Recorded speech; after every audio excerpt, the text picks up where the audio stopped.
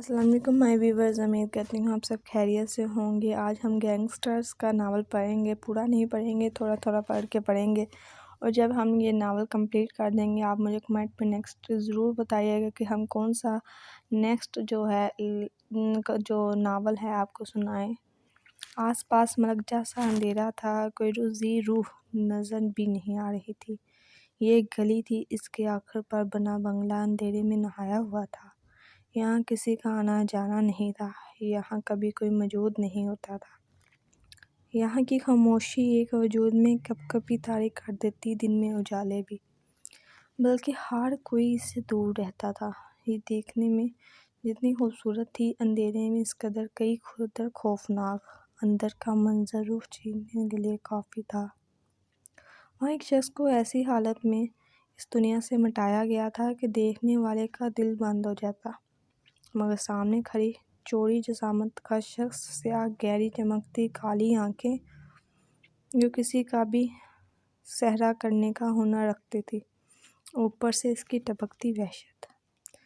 اس مردہ وجود لہو ٹپکاتی نظر گاڑے سے دیکھ ایسے لگتا تھا کہ اس شخص کو زندہ کر کے دوبارہ آنکھوں سے مارنے کا خواہش مند ہے۔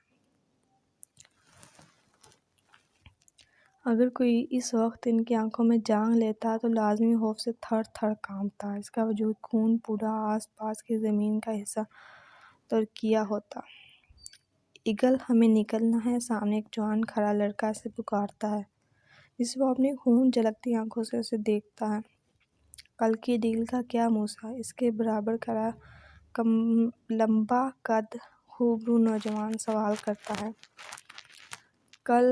کل ڈیل وہی ہوگی اور خبر پکی، کل رات دیر سے ہوگی، ایک زنانہ آواز سامنے میں گونجتی ہے، جو ایگل کی لیفٹ سائیڈ پر کھڑی تھی۔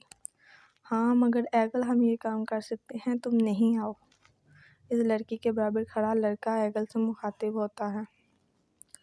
ان سب کی آوازیں سرد تھیں، آنکھیں بھی، مگر سب سے زیادہ سامنے کھڑا شخص اپنے وجود سے کسی کو بھی خوف میں ڈال دینے کا ہنر رکھتا تھا۔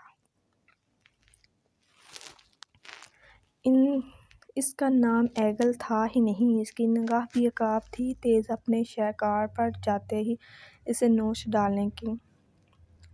ہاں مگر ہمیں یہاں سے نکلنا ہے ایگل، لڑکی سب کو دیکھ کر ایگل سے کہتی ہے، تو وہ آنکھوں سے اشارہ کرتا باہر نکلتا ہے۔ اس کے بعد وہ چاروں بھی اس کے پیچھے باہر نکلتے ہیں، سنسان گلی سے الگ الگ راستوں میں الگ الگ ہو کر گم ہو جاتے ہیں۔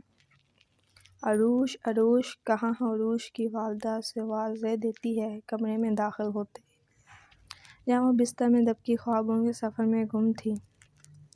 آگے بڑھ کر اسے ہلاتی ہے، کیا ہے امی، سونے دیں، وہ رضائی سے منہ نکال کر کہتی ہے، واپس سر تک تان کر گر پڑتی ہے۔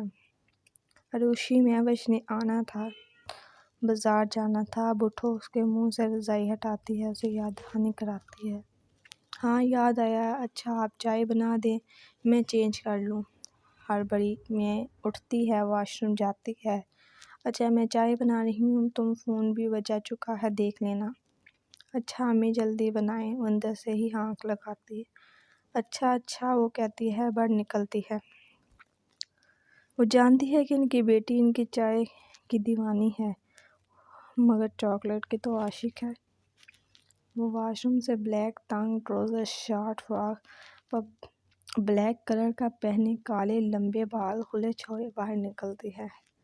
تیکھی ناک، درمیانی آنکھیں، سرخ گال، گورا رنگ، گلابی ہونٹ اور ان کے دلکش بناتا دل۔ سلم سمارٹ عروش، 20 سال کے ماں باپ کی لاڈلی، بھائی سے لڑنے جھگڑنے کی محبت والی، بولتی تو بہت بولتی، خاموش رہتی تو پریشان کر دیتی، معصومیت میں بھی 10 ساتھ آگے، شرارتیں بچکانہ حرکتوں میں بھی، مگر سنجیدگی بھی اس پر بہت جچتی تھی۔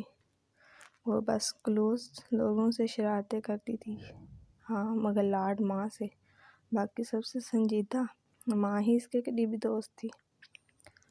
اتنا ٹائم ہو گیا۔ وہ جلدی سے چائے کا سپ لیتی ہے، موبائل کان سے لگاتی ہے، ہاں مہوش آپ بھی ریڈی ہو تو چلیں۔ کہاں تھی تم؟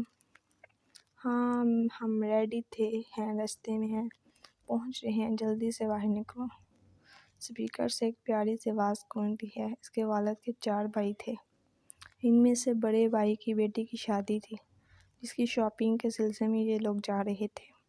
ہاں، میں ریڈی ہو رہی ہوں، آپ بھی جلدی کریں۔ اللہ حافظ، ملاقات۔ امید کرتی ہوں آپ کو اتنا 10 پیج پڑھے ہیں آج ہم لوگوں نے۔ امید کرتی ہوں آپ کو اتنے ناول پڑھنے میں مزہ آئے گا اور سننے میں مزہ آئے گا۔ باقی ہم آگے نیکسٹ ویڈیو میں آپ کو سنائیں گے۔